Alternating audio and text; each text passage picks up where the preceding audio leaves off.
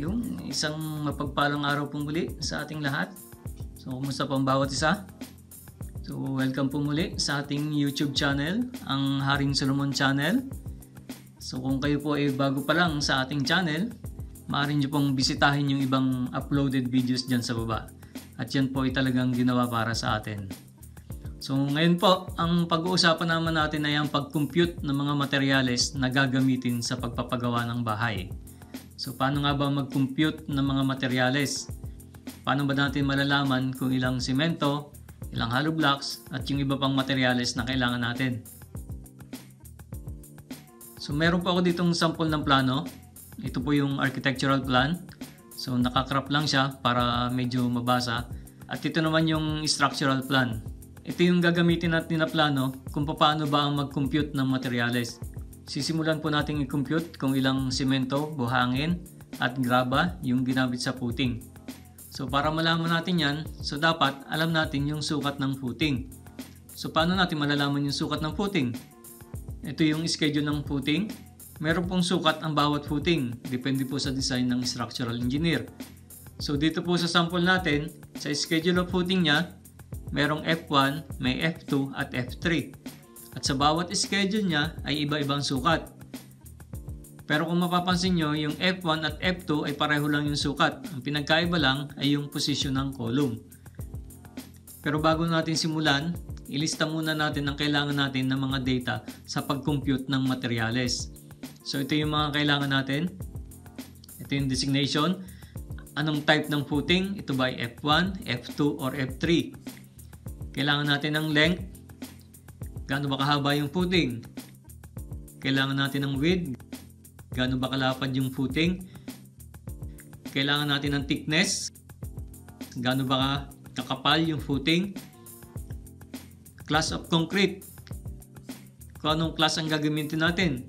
Iba't ibang class po meron ng concrete. Depende po sa paggagamitan. Dito na rin natin malalaman kung ilang bags ng cement ang kailangan natin. Ilang kubiko ng buhangin at ilang kubiko ng graba ang kailangan natin gamit ang data na nasa table. So kailangan din natin ng number of items. Ilang F1, ilang F2, at ilang F3 meron sa drawing natin, para makuha natin yung total volume ng concrete natin.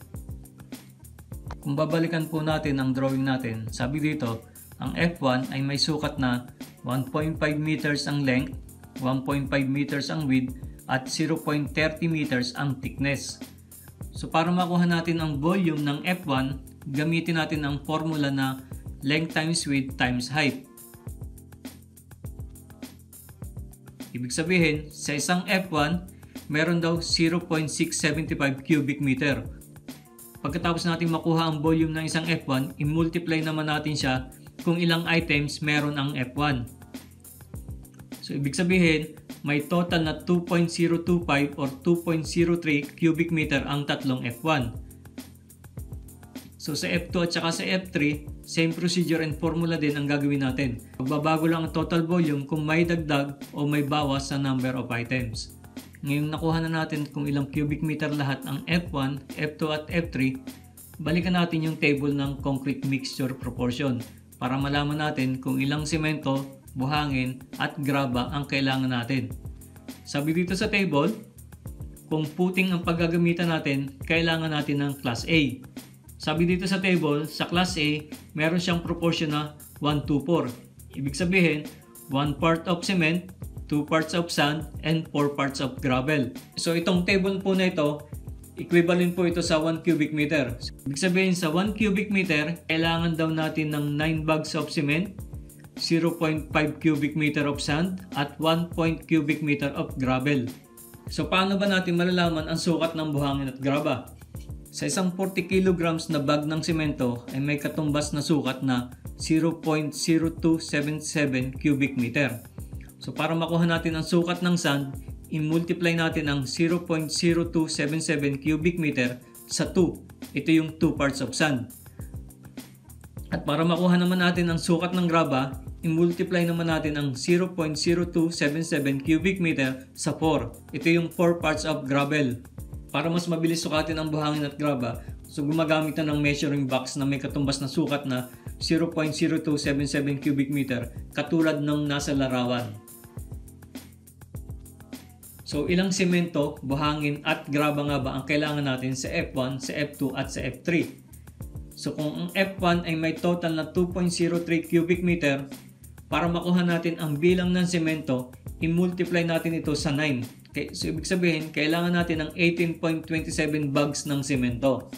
Para makuha naman natin kung ilang cubic meter ng buhangin, i-multiply naman natin ito sa 0.5. Ibig sabihin, kailangan natin ng 1.015 cubic meter ng buhangin. So para makuha naman natin yung graba, i-multiply naman natin ito sa 1.0. Ibig sabihin, kailangan natin ng 2.03 cubic meter ng buhangin. So same procedure and formula ang gagamitin natin sa F2 at saka sa F3. So kailangan daw natin ng 69.86 bags of cement, 3.88 cubic meter of sand, and 7.76 cubic meter of gravel. So ito na po yung total ng semento, ng buhangin at ng graba na kailangan natin sa footing natin. So para sa wastage, mag-add lang tayo ng 5%. So ayun po, sana po ay nakatulong. So ayun po, maraming salamat. So stay safe and God bless po sa inyong lahat.